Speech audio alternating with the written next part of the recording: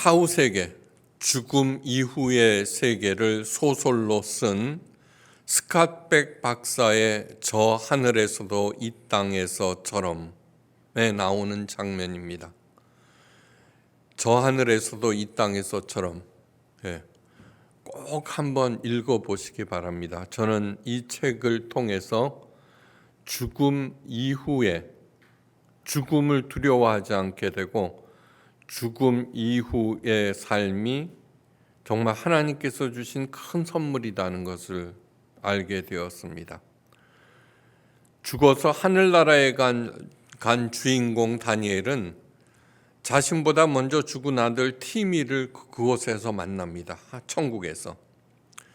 하늘나라에서 높은 차원의 멘토가 되어 나타난 아들 티미에게 아버지 다니엘은 지혜를 구합니다. 그러자 티미는 하늘나라에 잘 적응하기 위한 3가지를 조언해 줍니다. 첫째, 서두르지 말라. 둘째, 사물을 통제하려고 하지 말라. 셋째, 순수한 마음을 가지라. 이 책의 제목은 저 하늘에서도 이 땅에서처럼입니다. 주기도문에 나오는 것입니다. 하늘에서 통하는 지혜니까 당연히 이 땅에서도 통하게 되어 있습니다. 이 3가지 조언, 서두르지 말라, 다 사물을 통제하려고 하지 말라, 순수한 마음을 가져라. 이 3가지 조언은 이 땅에서 제대로 살기 위한 중요한 조언들이기도 합니다. 그 중에 가장 마음에 남는 것은 2번째, 사물을 통제하려고 하지 말라입니다. 모든 사람들, 정말 99.99%의 사람은 사물뿐만 아니라 다른 사람들을 조종하여서 자신의 뜻을 관철시키려고 애를 씁니다. 심지어는 사람뿐만 아니라 신의 영역, 하나님마저도 조종하려고 합니다. 주문이라는 것이 있습니다. 이 주문은 귀신을 부릴 수 있다는 특별한 말입니다. 주문이 정말 통할지는 불문하고 귀신을 부려보겠다고 그 주문을 열심히 외웁니다. 또한 잡기를 물리치겠다고, 애군을 막겠다고 부적을 여기저기 붙이고 부고도 달아놓고 붉은 팥죽을 집 주변에 뿌리기도 합니다. 여기까지는 미신이라고 치부해도 더 기가 막힌 것이 있습니다. 교회에서 얼마나 흔하게 자행되고 있는지 모릅니다. 저는 45년째 목회를 하고 있는데 제가 한 일은 무엇이냐 하면은 이 잘못된 교회의 그것이 무엇인지 분명하게 교인들이 인식하게 하려고 지금까지 열심히 해왔습니다. 우리들은 그것이 잘못된 줄도 모르고 그대로 행하는 경우가 너무너무 많습니다. 너무너무. 하나님을 갖다가 마저 조종하려고 합니다. 그런데 얼마나 많은 목사들이 하나님마저 움직이라고 강조하고 있습니까? 하늘 보좌를 움직이라. 소리 외칩니다. 이에 따라서 부르짖는 기도로 하늘 보좌에 앉으신 하나님마저 움직여 보겠다고 몸부림을 치게 만듭니다. 여러분들도 그 전에 다니던 교회에서 수도 없이 들어보던 것입니다. 그래서 마치 그렇게 하지 않으면은 잘못된 양, 자기가 모자라는 양 그렇게 생각하면서 목사가 시키는 대로 해왔습니다. 자, 우리가 하나님의 뜻을 따라야 할까요? 하나님께서 우리 뜻을 따라야 할까요? 기독교의 가장 큰 타락은 무엇이냐 하면은 하나님께서 주신 몸 바쳐 예수님께서 피 흘려 세우신 이 교회가 종교화되는 것입니다. 제가 늘 강조하죠. 예수님의 영성은 종교에 뿌리박은 영성이 아니라 현실에 뿌리 박은 영성이다. 어려운 말이 아닙니다. 전도봉사, 헌금, 기도, 11조 등등 종교 행위를 열심히 하면은 하나님께서 감동하셔서 내게 복 주신다라고 하는 것이 종교에 뿌리 박은 이야기입니다. 예수님의 영성이 현실에 뿌리 박았다라고 하는 것은 예수님의 가르침을 현실에서 행하면은 자연히 내가 하나님의 복을 받게 된다는 것을 의미합니다. 지금 우리들은 산상수훈에 대해서 몇 주에 걸쳐서 열심히 얘기하고 있습니다. 오늘 이렇게 계속해서 하는 얘기가 뭐냐 그러면 너희가 그렇게 들었으나 나는 이렇게 설명하고 있다라고 하는 것이 몇 주째 반복되고 있습니다. 바리새인들은 어떻게 가르치냐 그러면은 그러한 뜻을 갖다가 강조하면서 그것을 열심히 지키면은 하나님께서 지키고 있는 너를 어여삐 여기서 너에게 복을 주신다라고 배웠으나 그것은 틀린 말이다라는 것을 예수님께서 가르쳐 주고 있습니다. 네. 언젠가 교회 홈페이지 게시판에 이런 글이 올라왔었습니다. 자신이 다니는 교회가 교회 건축을 하는데 부흥사가 와서 10번을 토한 후에 건축 헌금을 작정하여 제출을 하라는 것입니다. 예, 흔히 보는 얘기죠, 그죠? 마음이 흥분한 터라 분에 넘치는 헌금을 써서 제출하였는데, 물론 그 부흥사는 교인들이 낸 종이 뭉치 위에 손을 얹고 헌금을 감당할 수 있는 복을 주시라고 간절히 기도하였을 것이고, 또 하나님께 서운한 것이니 반드시 갚아야 한다고 강조하였을 것입니다. 근데 집에 들어와서 생각하니까 자신이 도저히 감당할 수 없는 액수, 그래서 잠이 오질 않고 하나님 앞에 한 약속이니 취소할 수도 없고 저에게 어떻게 하면 좋겠느냐라는 문의였습니다. 교회를 다닌 사람이라면 이런 일 반드시 한 번씩 겪었을 것입니다. 또 개인 사업을 하는 사람의 질문도 있었습니다. 새해가 되면 그 교회에서는 11조를 작정하고 하나님께 서원하도록 한다는 것입니다. 그래서 11조 금액을 작정하였는데 사업이 부진하여서 빚까지 얻을 지경이 되었는데, 그런데 작정한 11조 헌금은 하나님께 서원한 것이므로 반드시 해야 한다고 목사가 강조합니다. 그래서 저에게 어떻게 하면 좋겠느냐 라고 질문하고 있습니다. 어쩌다가 주님의 핏값을 치르고 세운 교회가 이 모양이 되었는지 그저 기가 막힐 따름입니다. 수입은 그때그때 다릅니다. 개인 사업을 하는 경우는 더욱 그렇습니다. 11조 금액을 작정하여 서원하게 하는 자체가 모순이고 잘못입니다. 오늘 예수님께서 하신 도무지 맹세하지 말지니라고 하는 그 구절을 갖다가 새해부터 목사의 주도로 어기게 되는 것입니다. 11조를 서원하도록 한 목사들이 어떤 구절을 인용해서 하는지 뻔히 압니다. 저는 야곱이 베델에서 한 서원이 있습니다. 창세기 28장 20절에서 22절, 하나님이 나와 함께 계시사 내가 가는 이 길에서 나를 지켜주시고 먹을 양식과 입을 옷을 주사 하나님께서 내게 주신 모든 것에서 10분의 1을 내가 반드시 하나님께 드리겠나이다. 이 서원, 이거를 인용하면서 11조를 서원하게 합니다. 야곱이 11조를 하나님께 드리겠다 서원한 것인지 그 액수를 정한 것이 아닙니다. 11조라고 하는 것은 무엇이냐 하면 복채가 아닙니다. 복채가 뭐예요? 이것을 내고 하나님의 복을 받겠다라고 하는 것이 복채입니다. 11조는 무엇이냐 하면 당신은 나의 주인이 되십니다라는 신앙 고백입니다. 신앙 고백. 하나님을 진심으로 나의 주인으로, 예수님을 나의 구세주로 모시고 그분을 사랑하는 사람만이 자원하여서 드릴 수 있는 것이 11조입니다.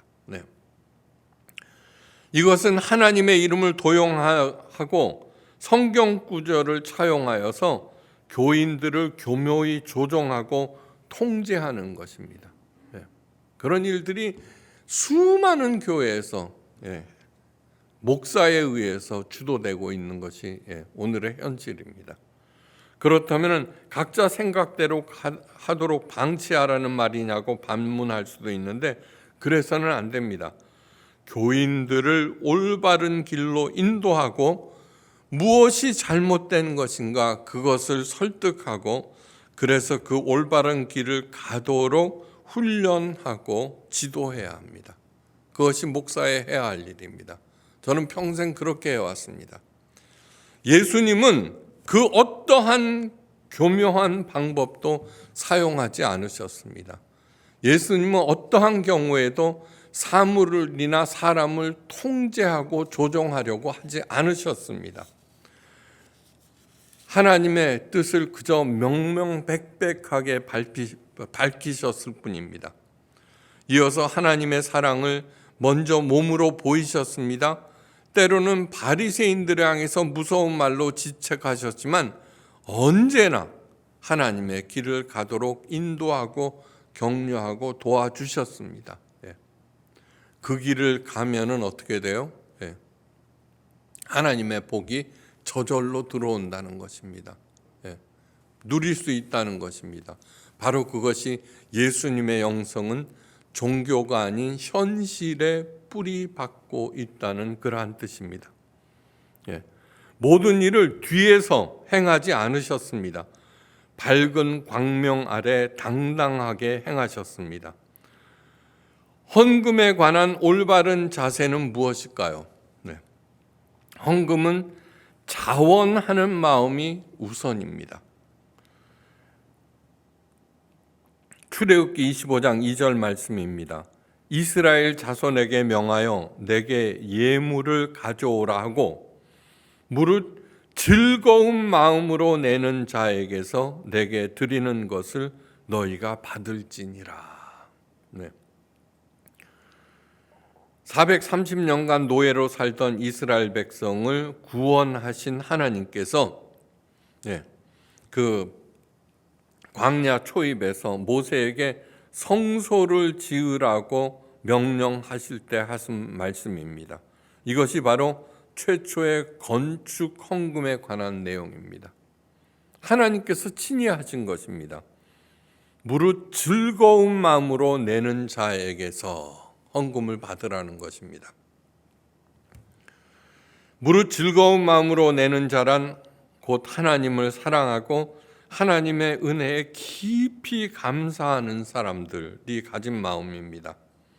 하나님에 대한 사랑과 절대 신뢰 그리고 하나님에 대한 감사가 이 헌금의 기초가 됩니다. 사람들을 조종해서 뜯어내는 것이 아니라 11조는 하나님 당신은 나의 아버지이시고 나의 주인이십니다라는 신앙 고백입니다. 그러므로 헌금을 바쳐서 하나님의 복을 받으려는 생각은 철저히 버리셔야 합니다. 그런 마음으로 바치는 헌금은 복채이며 또한 뇌물입니다. 뇌물. 어떤 뇌물도 절대로 받아서는 안 되는 마당에 우리 하나님께서 뇌물을 받으시겠습니까? 그런 식으로 얘기하는 목사들은 하나님께 뇌물을 바치라고, 그래서 그렇게 내는 헌금은 모두 자신의 배를 채우기 위해서, 교회 건물을 짓기 위해서, 자신의 세력을 확장하기 위해서 사용될 뿐입니다. 그저 하나님의 이름을 도용해서 그러한 일들을 하는 것입니다. 이 험한 세상에서 내가 살며 베풀며 헌금할 수 있게 하신 하나님께 그저 감사할 따름입니다. 감사할 따름. 그렇다면은 하나님을 사랑하지도 하나님께 감사하지도 않는 사람은 헌금하지 않아도 되는가요? 예, 안 하셔도 됩니다. 안 하셔도 됩니다. 예. 하나님께서 사랑하지도 않고 그렇게 그저 뇌물로 복제로 바치는 헌금을 받으실 리가 없습니다. 그런데 이것은 너무너무 큰 문제입니다. 그 사람에게는 한 점의 믿음도 없다는 뜻입니다. 헌금은 그 사람의 믿음의 바로메타입니다. 바로메타. 이렇게 헌금에 대해서 길게 얘기하는 데는 헌금은 돈에 관한 얘기이기 때문에 그만큼 교회를 어지럽게 하고 여기에 대한 수많은 일들이 일어나기 때문입니다. 예수님께서 말씀하십니다. 헛맹세를 하지 말며 내 맹세한 것을 주께 지키라 하였다는 것을 너희가 들었으나, 헛된 맹세를 하지 말고 또 맹세한 것은 반드시 지키라는 옛사람의 가르침은 너무너무 당연한 것입니다. 그런데 예수님께서는 여기서 한 걸음 더 나아가라고 하십니다. 한 걸음을 더 나가라. 그렇게 하신 말씀이 뭐냐면 도무지 맹세하지 말지니, 그런 맹세 살면서 절대로 하지 말라는 것입니다. 하늘이고 땅이고 자신의 목숨이고 뭐고 간에 그 어떤 맹세도 절대로 하지 말라는 것입니다. 왜 그러실까요? 왜? 예수님의 가르침은 모두 다 내 생명이 살고 그 살아난 생명이 점점 풍성케 하기 위해서 가르치신 말씀입니다. 모든 가르침이 다 그렇습니다. 흔히 하늘에 두고 맹세한다는 둥, 내 성을 걸고 맹세한다는 둥 갖가지 약속과 맹세를 합니다. 언제 그런 맹세를 하는지 한번 생각해 보십시오. 언제 그런 맹세를 하죠? 모두 다 자신의 말을 믿게 하기 위해서, 자신의 생각을 관철시키기 위해서, 다른 사람을 조종하기 위해서, 다른 사람을 이용해 먹기 위해서 그런 맹세를 합니다. 왜 자신의 말을 상대방이 믿기를 바라는 것일까요? 상대방에게 영향력을 행사하기 위해서, 상대방을 조종하고 통제하기 위해서입니다. 그 외에는 맹세하고 그런 것이 없습니다. 거창한 대상, 즉 하나님이나 하늘이나 땅이니 조상이니 자기 목숨이니 하는 것들을 끌어들여서 자신의 말이 얼마나 신뢰할 만한 것인가를 증명하려고 하는 것입니다. 특히 자신의 뜻을 관철시키기 위해서 하나님을 거론하는 것은 하나님의 이름을 망령되이 일컫는 것과 깊은 관련이 있습니다.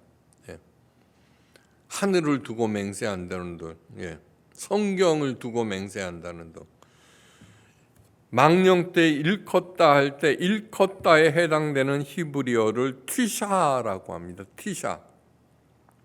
이 티샤는 원래 뜻이 무엇이냐면 가지고 다닌다는 뜻입니다.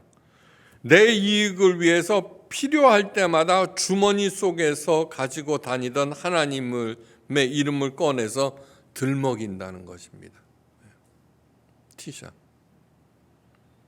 판사들이 가장 애먹는 재판은 기독교인들 간의 분쟁이라고 합니다. 그 이유는 저마다 자신의 정당성을 주장하기 위해서 하나님의 이름이나 성경 구절을 들고 나오기 때문입니다. 티샤.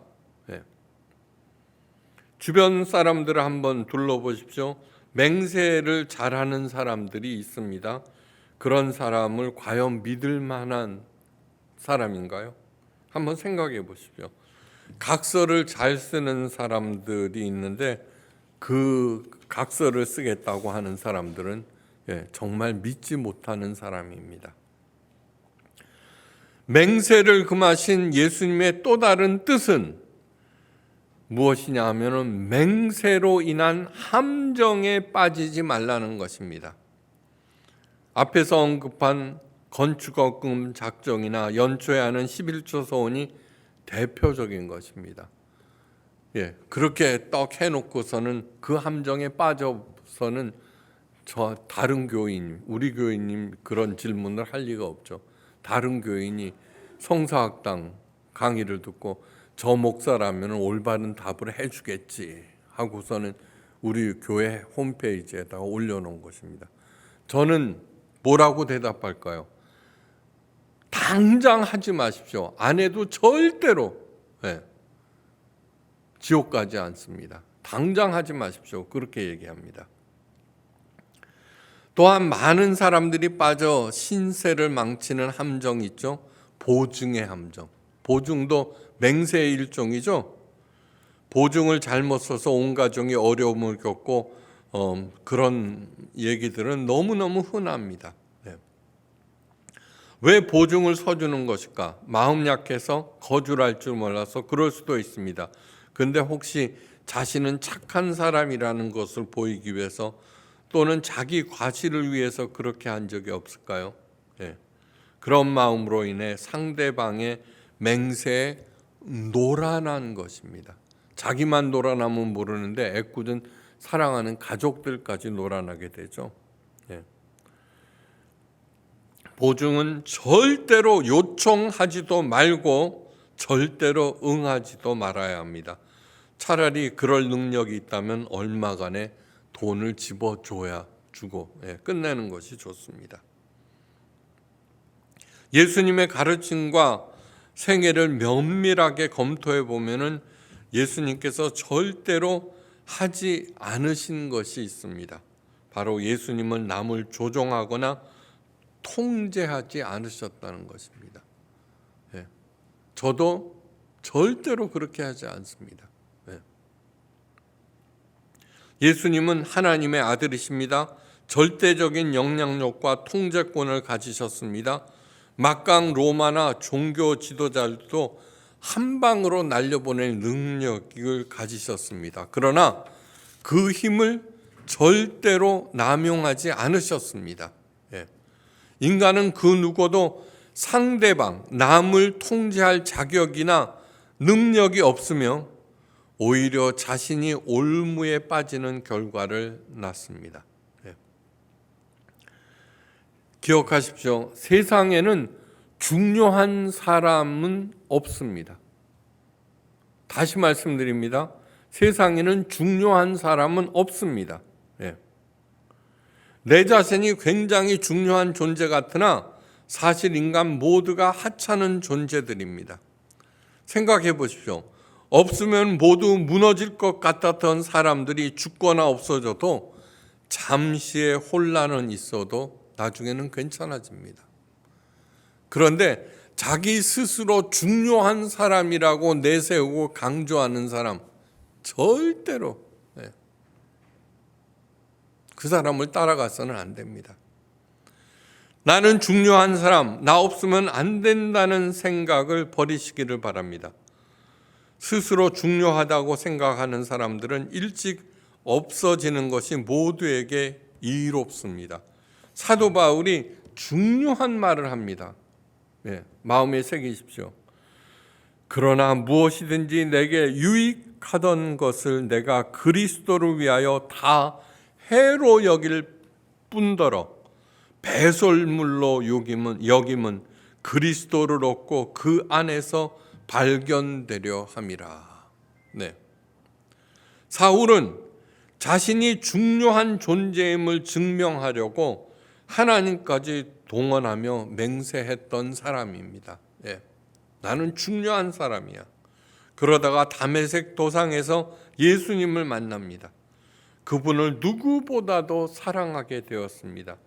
그러자 그렇게 내세웠던 신분, 학벌, 신앙, 가문 그 모든 것들, 자기를 중요한 사람으로 보이게 만들었던 그 모든 것들을 배설물로 보았습니다. 배설물. 배설물은 갖고 있으면 어떻게 돼요? 냄새나고 더러워지게 만드는 것. 자신이 얼마나 하찮은 존재인지 알게 되었습니다. 세상에는 중요한 사람은 없습니다. 중요한 사람은 없습니다. 그러나 중요한 일은 있습니다. 중요한 사람은 없지만 중요한 일, 그것은 사도 바울이 말한 바로 그리스도 안에서 발견되는 일, 그리스도께 종속되는 일. 사람들은 있죠, 절대로 남에게 종속되는 것을 다 싫어합니다. 그런데 그리스도 안에서 발견되는 일처럼 중요한 일이 없습니다. 스스로 제 발로 하나님 밑에 들어가는 일, 그래서 그 안에서 발견되는 일, 너무너무 중요한 얘기입니다. 레위기는 성막 제사 규정집입니다. 레위기 읽기 힘들죠, 그죠? 뭐 복잡합니다. 그런데 신이나 조상님들께 제사를 잘 드려. 왜 그렇게 열심히 제사를 드리죠? 조상님들께 또는 그 신들께 제사를 드리죠. 인도 다큐멘터리 이런 거 보면은 있죠, 그 사람들 뭐 얼마나 신을 향해서 헌신하고 자기 몸을 불태워 드리는지 모릅니다. 다 뭐예요? 복 받겠다는 것입니다. 그런데 기독교의 제사, 레위기에 나와 있는 성막 제사 규정은 전혀 차원이 다릅니다. 전혀 차원이 다릅니다. 기독교 제사장으로서 하나님 앞에 어떻게 서야 하는지에 관한 규정입니다. 그런데 이 레위기는 서원에 관해서 자세하게 그리고 11조로 마침표를 찍습니다. 왜 레위기는 서원과 하나님 앞에 드리는 서원과 11조를 강조하고 있는가?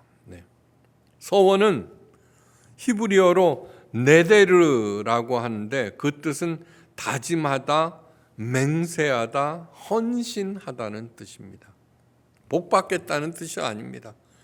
내가 하나님 앞에 어떻게 나를 드릴 것인가를 다짐하고 맹세하는 것이 바로 서원입니다. 곧 하나님 앞에서의 맹세입니다. 하나님 앞에서의 맹세는 하나님을 들먹이는 내 맹세와는 아무런 관계가 없습니다. 아무런 관계가 없습니다.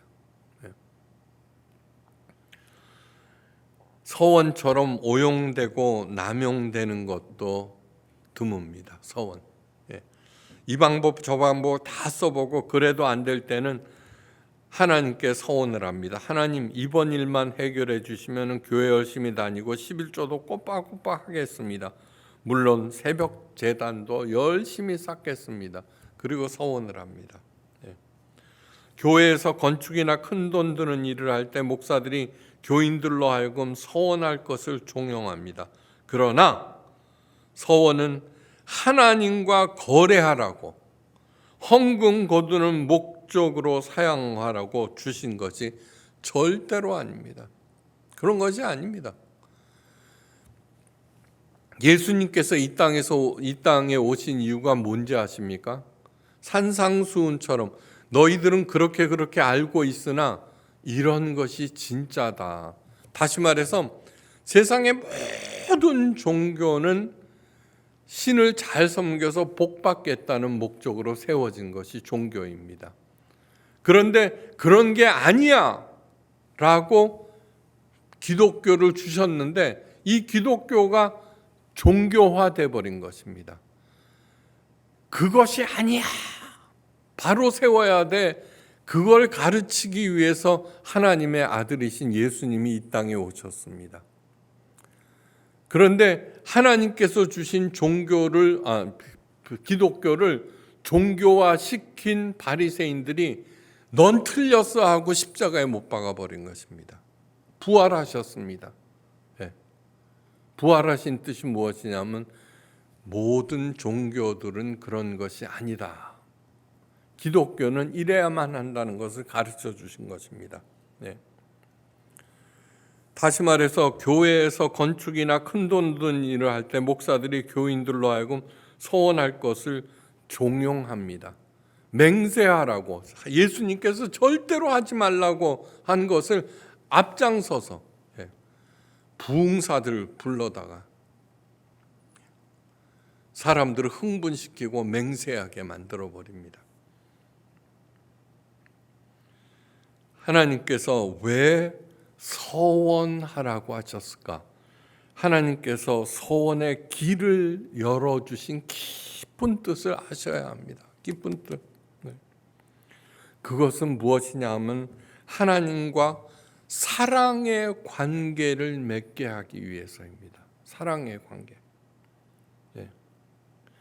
맹세와 서원의 진정한 목적은 어떤 조건도 없이 나를 하나님께 드리는 것입니다. 베델에서 한 야곱의 서원, 그것은 무엇이냐면 형과 아버지를 속이고 도망가는 중입니다. 잡히면 죽습니다. 그런데 지켜달라고 하나님께 빌 면목도 없습니다. 그런데 하나님께서 강림하셔서 야곱을 보호해 주셨습니다. 그러자 하나님이 얼마나 중요한 존재이고 귀한 존재, 언제나 그분을 의지해야 된다는 뜻에서 서원한 것입니다. 하나님, 이제 나에게 생기는 모든 것의 10의 1을 하나님께 바치겠습니다. 무슨 뜻이에요? 하나님은 나의 주인 되십니다. 11조는 기독교에서 먼저 세운 것이 아니라 그 당시 관습입니다. 어떤 사람에게 10분의 1의 세금을 바치죠. 그러면 당신은 나의 주인입니다라고 고백하는 것입니다. 그것이 그냥 모든 사람들이 그렇게 행했습니다. 그것을 하나님을 향한 서원으로 바꾼 것입니다. 하나님과의 동행, 그분과 동행할 때 어떤 일이 생기는지 체험해 보십시오. 제가 얘기했죠. 내가 신앙이 진짜로 있는가. 첫째, 하나님을 그 누구보다도 무엇보다도 사랑하는가. 둘째, 그 어떤 일도 하나님의 처사로 알고 감사하는가. 이 두 가지만 예라고 대답할 수 있으면 그 사람은 모두 깊은 신앙의 소유자이고 반드시 천국에 갑니다. 반드시 천국에 갑니다.